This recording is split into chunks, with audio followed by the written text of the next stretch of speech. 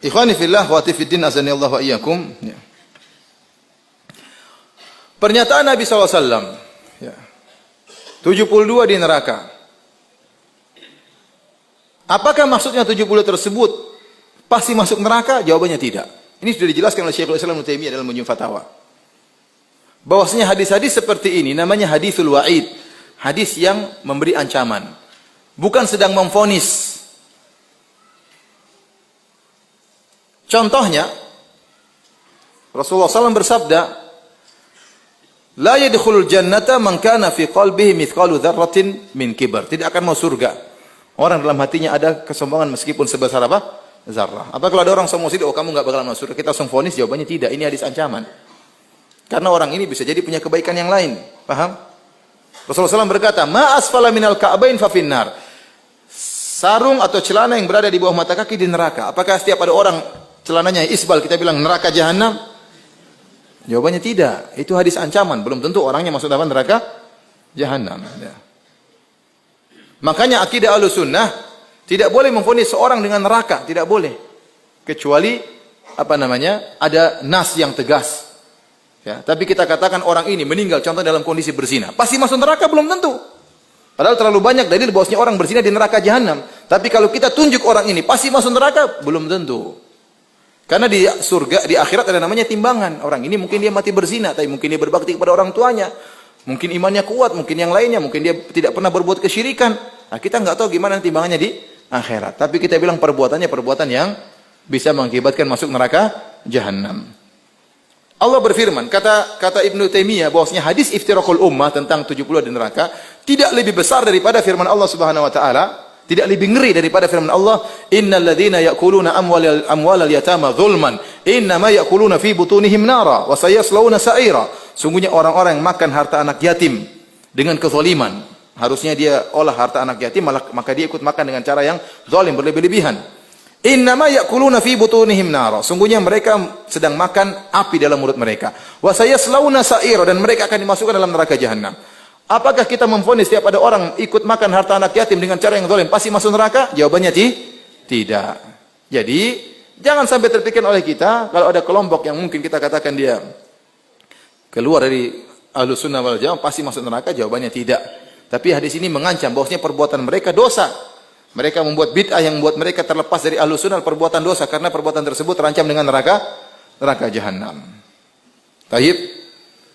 Perkara berikutnya, siapakah 72 golongan tersebut? Untuk memvonis 72 golongan adalah ini bukan perkara yang ringan. Karena kita sedang mempraktekkan nas Nabi. Nabi tidak menyebutkan. Sekarang kita bilang, oh maksud Nabi 72 itu ini. Ini tidak mudah seperti ini. Oleh karenanya para ulama, kebanyakan ulama menyebutkan kelompok-kelompok yang bisa dipastikan termasuk 72 golongan adalah kelompok-kelompok yang memiliki bid'ah yang besar, yang disepakati oleh para ulama akan kesesatan mereka. Maka para ulama menyebutkan contohnya Syiah, Khawarij, Mu'tazilah misalnya, Jahmiyah. Kenapa kesesatan mereka sudah sangat parah? Dan disepakati oleh para ulama bahwasanya mereka sesat. Ini yang disebut oleh para ulama termasuk dari 72 golongan. Adapun memvonis misalnya sebagian organisasi sekarang, yayasan sekarang, saya rasa tidak mudah untuk memvonis dia termasuk dari 72 golongan. Tapi kita yang lebih hati-hati, kita sebutkan kalau dia punya kesalahan, kita bilang ini salah, ini menyimpang, kita bantah tanpa harus memvonis dari 72 golongan.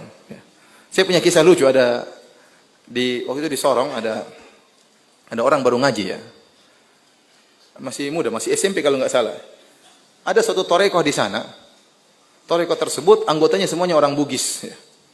Seakan-akan surga hanya untuk orang Bugis ya. Orang lain nggak ada yang masuk, semuanya orang Bugis. Ibadahnya lucu, jadi ibadahnya sambil bertepuk tangan, sambil goyang-goyang, sambil begini ya. Ada seorang tentara datang lihat ibadah begitu, dia heran. Ini aliran apa seperti ini? Dia tanya sama anak SMP tadi yang baru ngaji. Kata anak SMP tadi, Pak, Islam terpecah menjadi 73 golongan. 72 di neraka, satunya.